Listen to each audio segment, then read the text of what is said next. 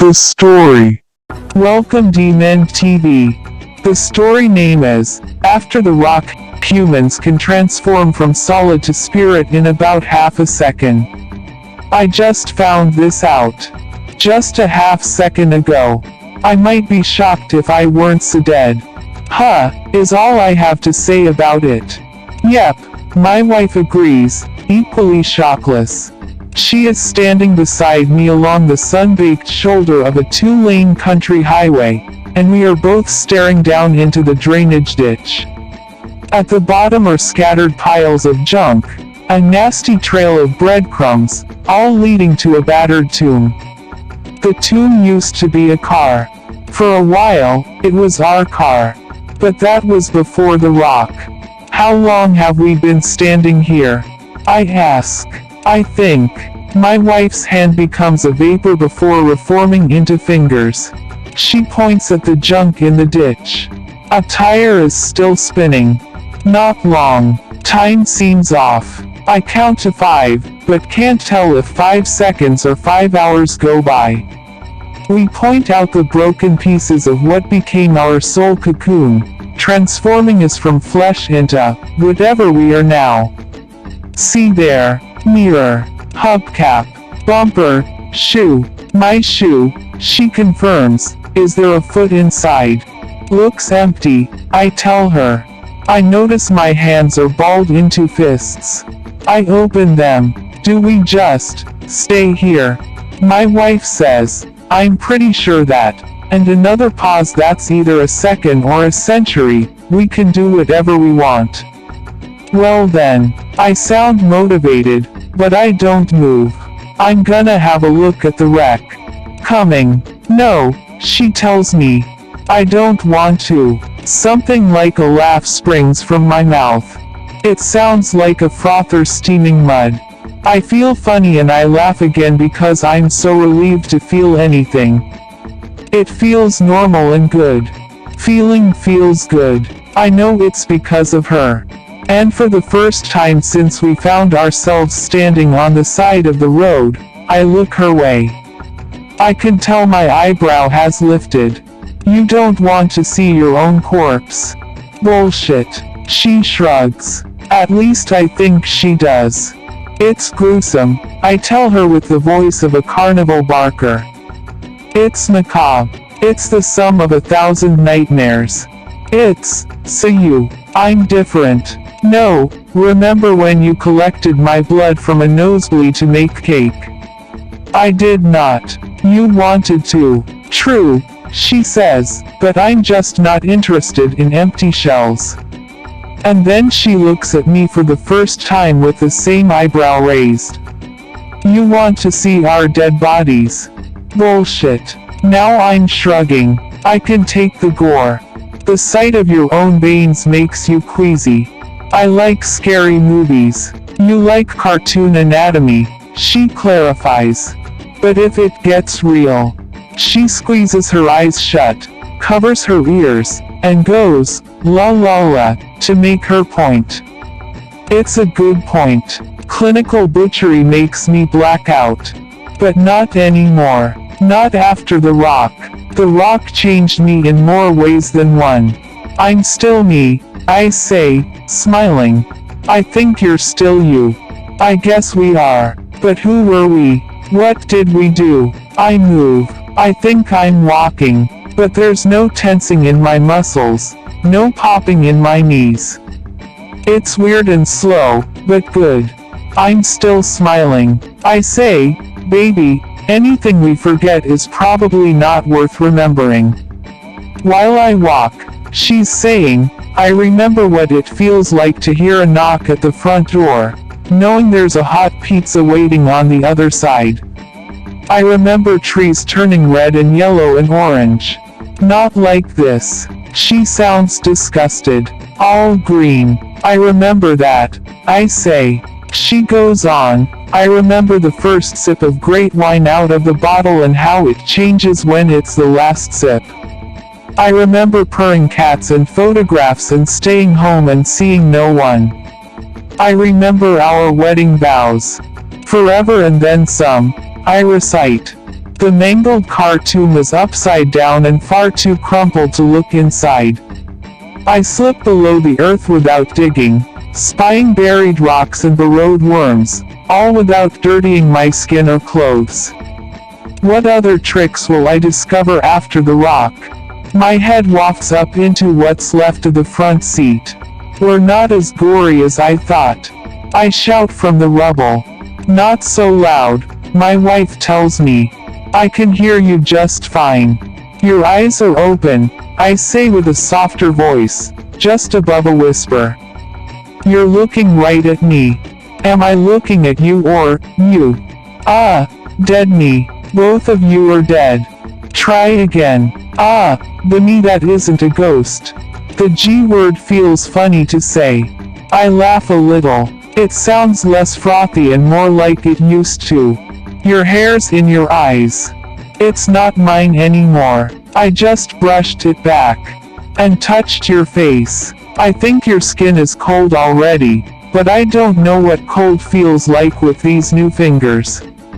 I was always cold, and you were always beautiful. Even now, hauntingly beautiful. My wife pretends to snore from the roadside.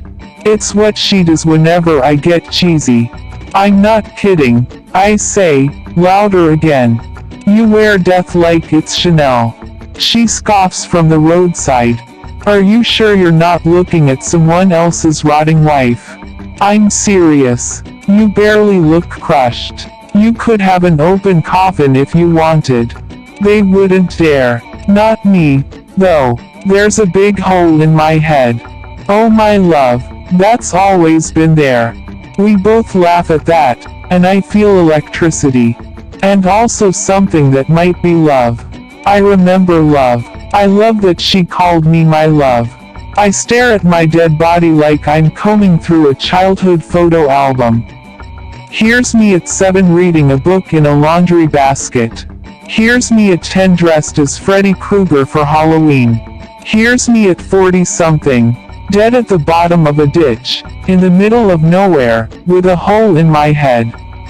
Past blood and bone and gray matter, I can just make it out. I see the rock.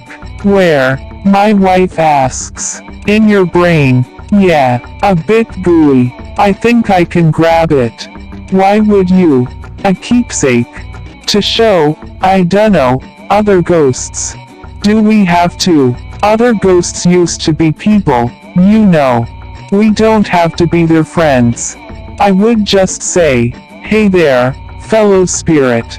Here's the rock that struck me dead. And they'll say, boo. Because they're ghosts. No, because they won't find you as charming as you think. I'm taking the rock. Okay, but where will you keep it? With patience, she explains. You have no pockets. We have no house. Not anymore. Good point, I say, finding nothing but mist where my pockets used to be. I'd have to carry it in my hand. Forever. I can feel my wife nodding. She says, and think of all the Libbies. They'll see nothing but a floating rock in the middle of the highway. Libbies. Living people, she tells me. I'm trying this new word out. Hey, I like that, I say after frowning about it for a second. Yeah, probably scare the Libbies to death. Then they'd never leave us alone. How terrifying. And I'm standing beside her again, out of the car, up from the ditch, and now on the side of the road. She's looking up at the sky and whistling the first 8 notes of If I Only Had a Brain, from The Wizard of Oz, which she often did when she was alive. It passed the time. She might be doing it now because of the rock in my brain. I look where she's looking, see what she's seeing. It's daytime, but the skies show us everything, all the stars and all the worlds. Thousands of satellites race by in streaks alongside a billion shooting stars. And all the clouds are funny shapes. I see a cumulus egg hatching a skeleton hand. That's nice, I say, then look back at the soul cocoon. I try and fail to recall the crash. It must have been a swift death. I only remember driving past that big tractor mower. The one over there in the farmland. I point, but the tractor mower is gone. I listen and hear the faint growl of a monstrous engine coming from somewhere in the tall grass. Anyway, I continue, I was driving when I heard a crack. Then, we were standing here. All like that. I snap my fingers, but I don't hear them clap or feel the vibration in my hand. I try again and again without success. It looks like I'm playing the world's smallest violin for our interred bodies. It wasn't that quick, my wife tells me. No, your window shattered. Your body crashed into mine. We veered towards the ditch. We flew here and twisted. We tumbled there and crunched. We rolled and I stopped breathing. We landed upside down and it got very quiet. I tried to scream, but I choked. Then I was standing here with you.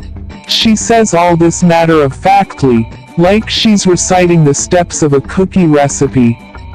That must have been scary. She shrugs again. Maybe then. She whistles some more, always the same 8 notes. I watch her watch the corn and soybeans, taking stock of her familiar spirit. Hazel eyes, shiny teeth, and the frail trace of a scar where a dog once bit her cheek as a child. Amazing that it's all still there. Her skin is smooth and pale, the way corpses appear in Gothic horror. She looks the part. I imagine we both do. Even before the crash, we rejected suntans and freckles. We were born to be dead. My wife sees me watching her. What? She asks. I got something on me. Is it a bug? I tell her, there's no such thing as ghost bugs. But I check her scalp anyway just to be sure. She asks me, what do you want to do now? I would sigh in thought if I still had lungs. I pretend to inhale, exhale. I drum my fingers against the wind the way I'm sure all ghosts fidget when they consider options. I say, let's go find the tractor mower. What for? My wife asks. I think we should haunt it. A tractor, or at least bum a ride into town. She repeats herself, but slowly. A tractor, why not? It did this to us, after all.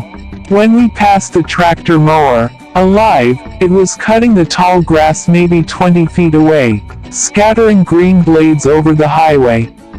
No mere riding mower, but a hulk with a sealed cab.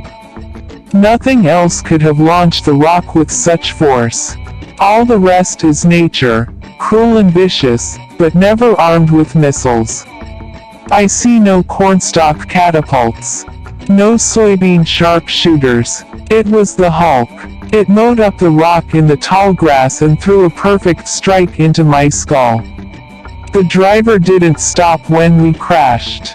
He either didn't see what happened, or he panicked and tractored himself behind green cover, or he didn't care that we tumbled and rolled and died.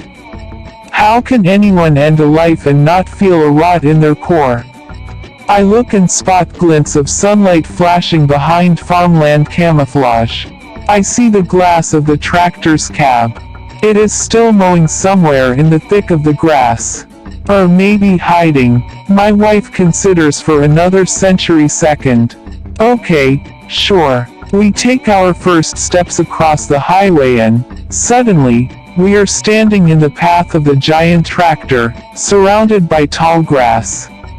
200 feet traveled in a blink. My wife smiles and asks if we just did magic. It's all magic, I say, even though, before the rock, I didn't believe in anything I couldn't prove with each of my senses. We stand still and lock eyes with the driver, expecting him to double take and squint and gawk and scream and clutch his chest in utter horror. He doesn't. He can't see us. The tractor mower rolls over my wife and me, and, in another sudden blink, We are in the cab with the driver. He's not a he, but a she in flannel with a trucker hat pulled low. A girl of 20, perhaps. She is looking down at her phone, thumbing a text message, waiting for reply. I imagine a series of public service posters designed for farm equipment. Distracted tractor in bold print above a cartoon combine that gleefully swallows children while its driver is glued to a phone. Don't text and mow. I wonder if there are ad agencies in heaven. I wonder if there's a heaven. I wonder why nothing has come to collect us. I'm not worried. Haunting farmers with my wife ain't a bad way to spend eternity. My wife jabs the driver in the back where a wing would be if the girl was an angel instead of a murderer.